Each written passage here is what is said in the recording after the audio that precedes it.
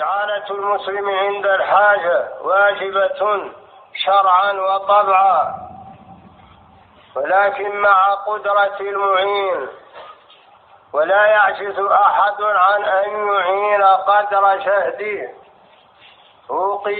أوقيتها 3 4 5 10 إلى 1,000,000 أو 2,000,000 أو أكثر. ففي المثل حمل الجماعة ريش. لا تغفلوا عن مصيبتكم هذه، وتذكروا ما قال رسول الله صلى الله عليه وسلم في هذه المسألة. ففي صحيح مسلم من حديث أبي هريرة أن رسول الله صلى الله عليه وسلم قال: من نفس عن مؤمن كربة من كرب الدنيا نفس الله عنه كربة من كرب يوم القيامة. ومن يسر على مؤسر في الدنيا يسر الله عليه في الدنيا وفي الآخرة.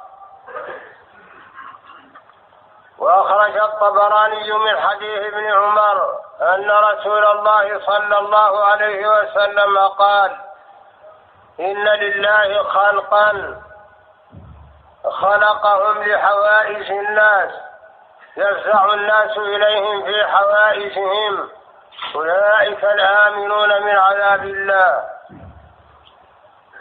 فلا تعجزوا عن أن تكونوا منهم. والخطاب يعني أهل المال منكم. وفي حديث آخر: من مشى مع أخيه في حاجته ثبت الله قدمه يوم تزول الأقدام.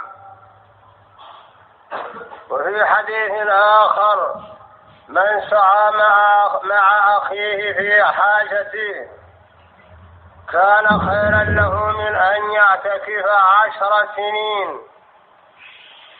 ومن اعتكف يوما واحدا ابتغاء وجه الله جعل الله بينه وبين النار 3 خنادق كل واحد أبعد مما بين الخافقين.